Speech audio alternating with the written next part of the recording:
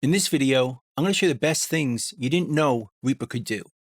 So the first thing I want to show you is project templates. I have a project set up here with some drums, bass, guitar, and vocals set up for a live recording. And I have the inputs set up for each track, along with plugins on each track based on the perfect settings for each instrument. So we probably want to use this again.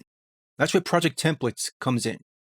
So we'll go up here to the File menu, under Project Templates, and choose Save Project as Template. That opens up the folder where our project templates are stored. As you can see, I already have a bunch, and we can give this project template a name to use again. I'll name it Live Project and save it. So now, if we close this project, and we want to use it as a template for another project, just go to File, Project Templates, and find it in here, Live Project, and it opens up exactly as we left it. So we can record a new project completely different and then save it with its own name. When we want to do it again, go back to the File menu, Project Templates, and load it again. And start over with the next project. And if you want to use this as Reaper's default, or any project as Reaper's default, we can go to our preferences, Control P on the PC, Command Comma on the Mac, and go to the Project tab, and just add that project template in here. Go to Browse, we'll find the live project template we created.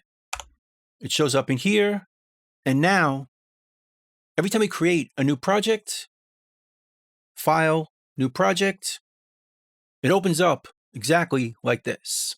So we could use this project template or any project template as a default for every new project we start, or just use it from here. As you can see, I already have a bunch of project templates I've saved to use again. Just choose it. It creates a new project starting with exactly how we saved that project template. And speaking of templates, we could also do it on a track basis instead of the whole project.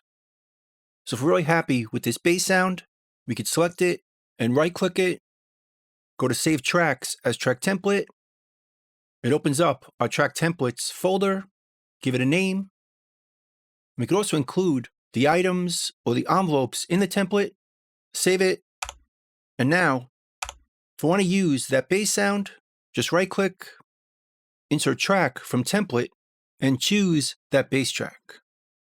And it shows up right here, ready to go with the inputs, the volume, and all the plugins we chose in their settings for that track. And we could do this with multiple tracks as well. Let's say we love these drum tracks, just select them all, right-click, save tracks as track template, give it a name, save it. And if we want to add those drum tracks to any project, just right-click, insert track from template, and choose the drum tracks template. And it adds those tracks to any project we want. Again, with all the settings, their volumes, their inputs, and the plugins and their settings as well. It's just a great time saver when we've set up our tracks, so we don't have to do it each time. So that's track templates. And if we don't want to import the whole track as a track template, we could just import the effects using effects chains. So the project setup here with a vocal I'm pretty happy with.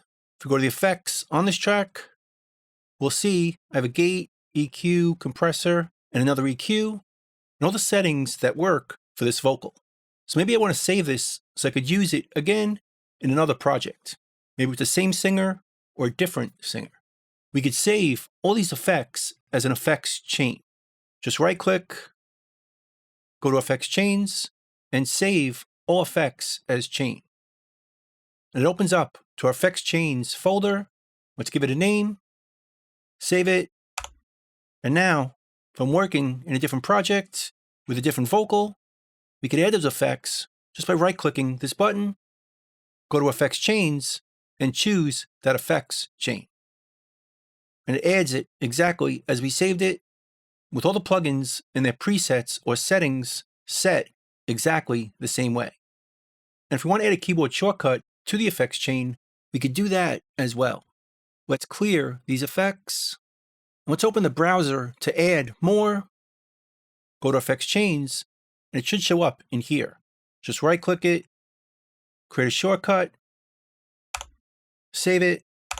We can close this, and now we can select this track, hit that keyboard shortcut, and it adds that effects chain to that track. Again, with all the plugins we saved, along with the settings or presets within them. Another great time saver within Reaper. We could also use project tabs. As you can see, I have a project open right here, but if I want to open another one or a new one, we can go up here to the File menu and choose New Project tab, which opens up a whole new project at the same time as the other one. And we can copy and paste different media or tracks from one to the other. So I could select the vocal, copy it, go to the other tab, and paste it. Now the vocal is in this project as well. Or we could just open up a previous saved version. Let's close this one. Go to the File menu and go to Recent Projects. Hold down the Shift key and just choose a recently saved project we want to check out. I'm going to choose this one. And this project is similar to the other one, but a different version I saved before. And because we held down the Shift key, both projects are now open at the same time. We have this one and this one to go between. Kind of useful to see multiple projects and work with them without closing each one. Next, we have flexible snap distance. By default, if we turn on our grid and snapping and we move our items, they're going to snap right to our grid. We can't place it anywhere in between. Right now it's set to a whole note. So no matter where we move our items, they're going to be placed right on our grid. Unless we hold down the Shift key to bypass that snapping.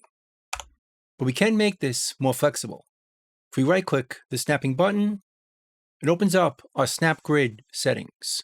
And we can turn off snap to grid at any distance, which is on by default. But if we turn it off, it'll be more flexible. So now I can move this item. It doesn't snap to our grid unless we get close to the grid. Then it snaps right on it like a magnet right on the grid. But it's more flexible as we can move it within like this.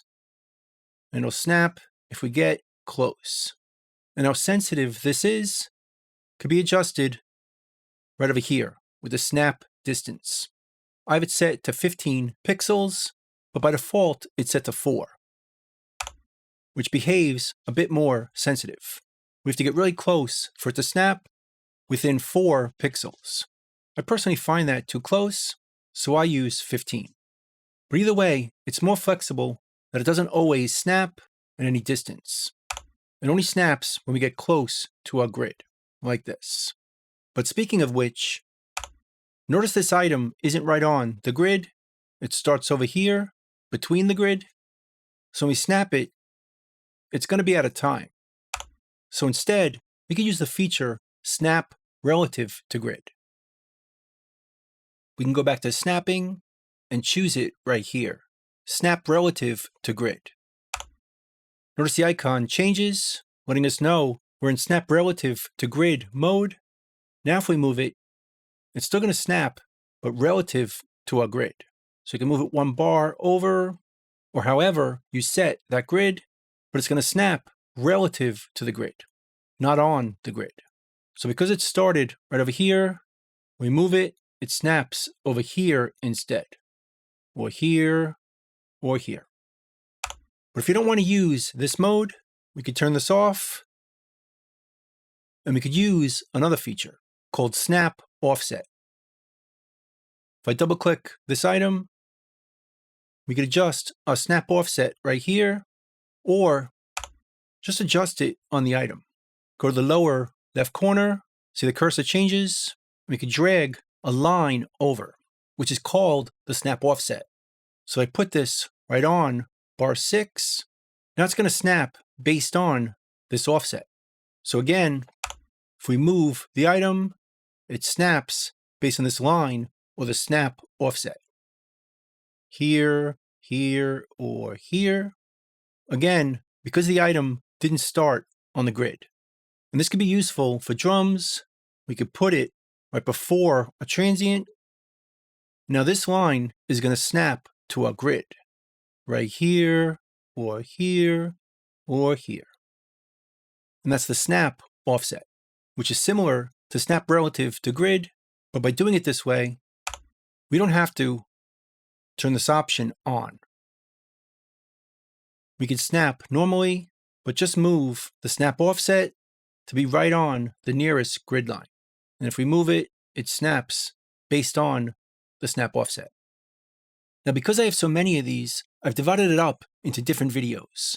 Check out part 2 next. So that's pretty much it. That's the best things you didn't know Reaper could do.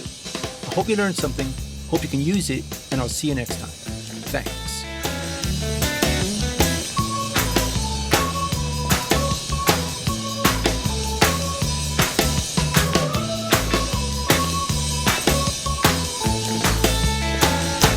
Bingo, boys, let's go.